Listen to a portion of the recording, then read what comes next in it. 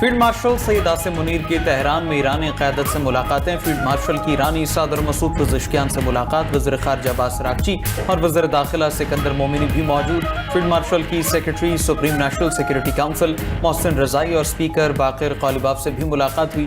पाक ईरान ताल्लुकात, इलाक़ाई सिक्योरिटी और अमन के लिए सिफारती कोशिशों पर तबादला ख्याल किया गया। फील्ड मार्शल ने अज़्म दोहराया कि पाकिस्तान ख़िते में अमन व इस्तेहकाम के लिए कोशिशें जारी रखेगा। ईरानी क़यादत ने कशीदगी में कमी के लिए पाकिस्तान की सिफारती काविशों को सराहा। मोहसिन रज़ाई बोले, ईरान अमन का ख्वाहां है मगर अमरीका इस्लामाबाद मुफाहमती याददाश्त की पासदारी में बारहा नाकाम रहा। उसने अपने वादों से मुकर कर खिते के अमन को नुकसान पहुंचाया। अभी अमरीका से जिम्मेदारियां पूरी करने की तवक्को रखते हैं। तर्जमान ईरानी वज़ारत ख़ारजा इस्माइल बक़ाई ने कहा, फील्ड मार्शल सईद आसिम मुनीर के दौरे का मकसद ईरान पाकिस्तान ताल्लुकात को मज़ीद मजबूत बनाना है। मुलाकातों में मशरिक़ वस्ता के तनाज़ात, इलाक़ाई सलामती और दो तरफ़ा ताउन पर तफसीली तबादला ख्याल हुआ।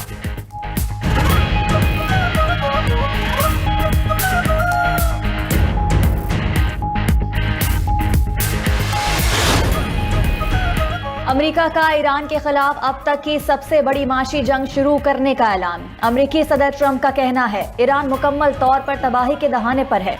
इसकी मईशत इंतहाई तेजी से तबाह हो रही है। अमरीकी वज़ीर ख़जाना स्कॉट बेसन बोले, ईरान पर इसकी तारीख की सख्त तरीन पाबंदियां लगा रही हैं। ईरान को तरसीलात ज़र की कुछ अदायगियों के लिए दिए गए लाइसेंस मनसूख कर दिए। जो मुल्क ईरान को माशी सहारा देगा उसे भी नताइज का सामना करना पड़ेगा। स्कॉट बेसन मजीद बोले, सदर ट्रंप दुनिया भर के रहनुमाओं से राबते में हैं। हर मुल्क को ईरानी माशी सरगर्मियां रोकने के लिए मखसूस टाइम फ्रेम वर्क दिया गया है। अगर आलमी बरादरी ने इकदाम ना किए तो अमेरिका अपने इख्तियारात के जरिए यकतरफा कार्रवाई करेगा।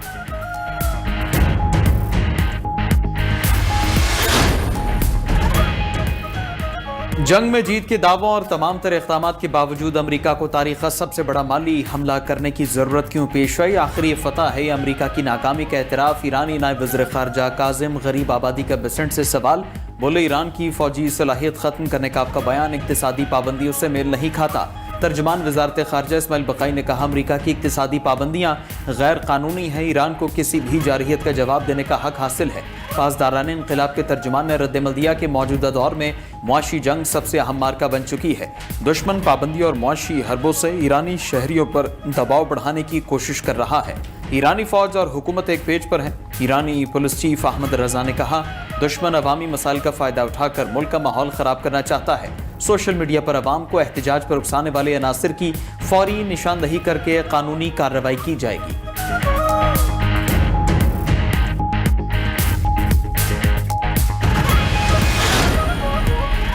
मुत्तहदा अपोजिशन का पहला पार्लिमानी इजलास। पार्लियामेंट के अंदर मुश्तरका हिकमत अमली अपनाने पर इत्तफाक। मीडिया से गुफ्तगू में मौलाना फजल रहमान ने कहा, अपोजिशन जमातें मुल्क की सूरत हाल के पेश नज़र इकट्ठी हुई। ऐवान में मिलकर चलने का फैसला खुश आइंद है। जेलें सियासी कैदियों से भरी हुई हैं। सियासी माहौल पैदा करने के लिए सियासी कैदियों को रिहा करना चाहिए। अपोजिशन लीडर महमूद अशरजई बोले कि ये दिन बहुत खुशी का है। अपोजिशन ने आइन की बहाली, पार्लियामेंट की मजबूती और अदलिया की बहाली के लिए मुत्तहिद होने का ऐलान किया है। अलामा राजा नासिर अब्बास का कहना था कि बानी पीटीआई के लिए सुप्रीम कोर्ट का हुक्म था कि उन्हें शिफा अस्पताल मुंतकिल किया जाए, मगर हुकूमत ने तौहीन अदालत की। सबको कानून और अदलिया के फैसलों को पांव तले रोंदने की तालीम दी जा रही है।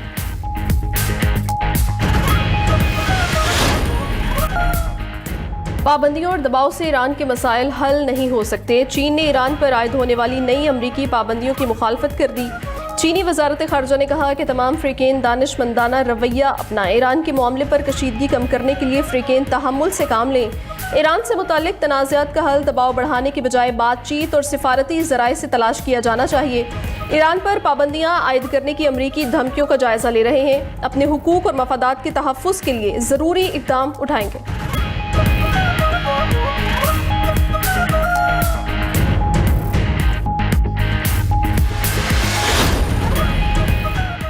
ईरान के साथ जंग ने मशरिक़ वस्ता में अमरीकी फौजी अड्डों के मुस्तकबिल पर सवालिया निशान लगा दिया। बरतानवी अखबार फाइनेंशियल टाइम्स के मुताबिक ईरान के मिसाइल और ड्रोन हमलों ने खित्ते में कायम अमरीकी फौजी अड्डों की कमजोरी वाज़ेह कर दी। ईरानी हमलों के दबाव के बायस अमरीका ने अपनी कुछ अफवाज और जंगी तैयारों को इसराइल उर्दन में मुंतकिल किया। बाज अमरीकी तैयारों और ड्रोन्स ने यूरोप में मौजूद फौजी अड्डों से भी कार्रवाइयां की। अमरीका को मशरिक़ वस्ता में अस्करी मौजूदगी पर असर नौ गौर करना होगा। अमरीका को तनसीबात की तामीर नौ पर अरबों डॉलर खर्च करने या फौजी मौजूदगी कम करने में से एक फैसला करना होगा। अमरीका ने 3 दहाइयों से खलीजी ममालिक में फौजी अड्डे कायम कर रखे हैं।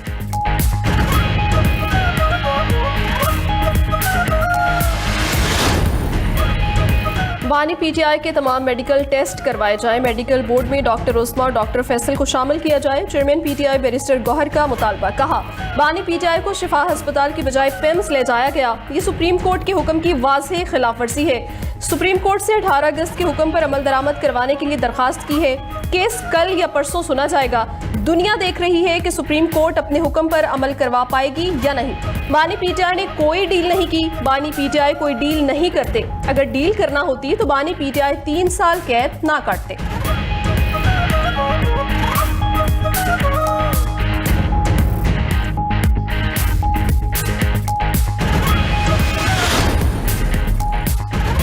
पंजाब में तरक्याती कामों से मुतालिक इजलास। लाहौर, मुल्तान, बहावलपुर, साहिवाल और फैसलाबाद के OSR प्रोजेक्ट्स पेश।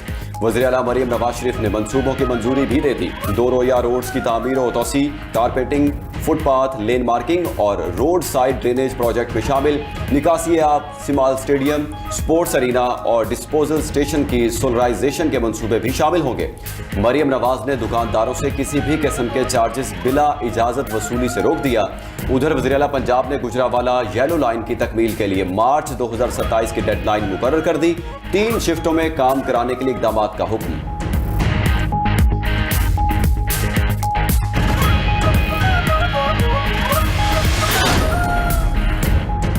अपोजिशन जमातों की मुश्तरका पार्लिमानी पार्टी का इजलास कुछ देर बाद होगा। मुत्तहिदा अपोजिशन के क़याम का ऐलान का इम्कान मुतवक्के। इजलास में महमूद अजकजई, अलामा राजा नासिर अब्बास, मौलाना फजलुर रहमान शरीक होंगे। बैरिस्टर गौहर, असद कैसर और दीगर पीटीआई अरकान की शिरकत मुतवक्के। अलामा नासिर अब्बास का कहना है, मुमकिन है ज्वाइंट अपोजिशन मीटिंग हो। पार्लियामेंट में अपोजिशन मजबूत होनी चाहिए।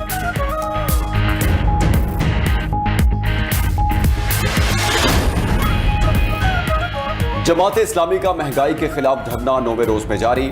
अमीर जमात इस्लामी हाफिज नेबुर रहमान कहते हैं, हालात खराब होने के बावजूद मरियम बीबी ने 11 अरब रुपए का जहाज खरीद लिया। हुक्मरान अपनी मरात और खर्च कम नहीं करते। हुकूमत पेट्रोल की कीमतों पर कंपनियों को बेजा मार्जिन दे रही है। पेट्रोल लेवी की मद में आवाम की जेबों पर डाका डाला जा रहा है। आवाम शदीद परेशान। ब्यूरोक्रेसी की मरात में इजाफा किया जा रहा है। हमारी अना का मसला नहीं, हम आवाम को रिलीफ दिलाना चाहते हैं।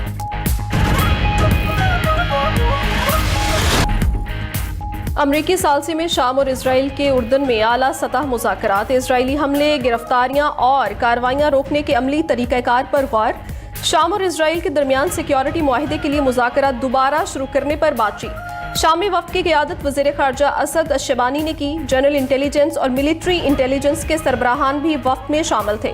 शाम का इजरायली अफवाज को 8 दिसंबर 2024 से पहले की पोजीशंस पर वापस जाने का मुतालबा। शाम ने एक बार फिर मौक़िफ़ दोहराया कि गोलान की पहाड़ियाँ मकबूजा शामी इलाका हैं। गोलान की पहाड़ियों की हतमी हैसियत पर बात कबल अज़ वक्त है।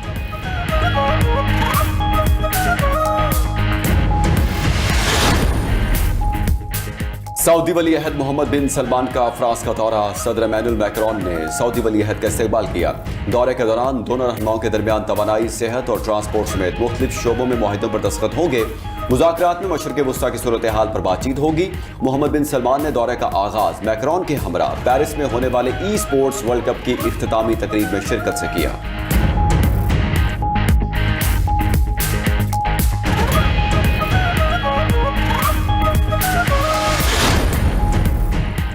ईरान पर मजीद अमरीकी पाबंदियों के खदशे पर तेल की कीमतों में कमी। सरमायाकारों ने ईरान पर मजीद पाबंदियों के मुतवक्के ऐलान से कबल मुनाफा कमाने के लिए तेल फरोख्त कर दिया।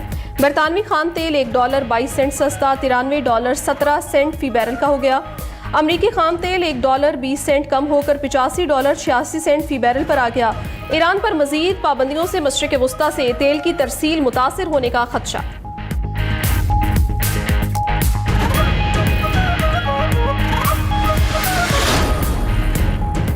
अमरीकी फौज का मशरकी बहरुल काहिल में कश्ती पर हमला, 2 अफराद हलाक। अमरीकी जनूबी कमांड के मुताबिक अमरीकी फोर्सेज ने मुनशियात स्मगलिंग के रास्ते पर चलने वाली कश्ती को निशाना बनाया। कार्टेल्स के खिलाफ कार्रवाइयां बराह रास्त जारी रखेंगे। मुनशियात दहशतगर्दों को खुली छूट नहीं दी जाएगी।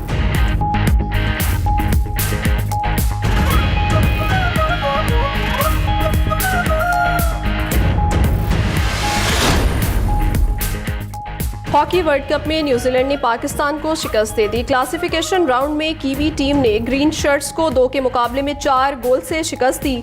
सुफियान खान और अफराज ने 1-1 गोल किया। पाकिस्तानी टीम मेगा इवेंट से पहले ही बाहर हो चुकी है।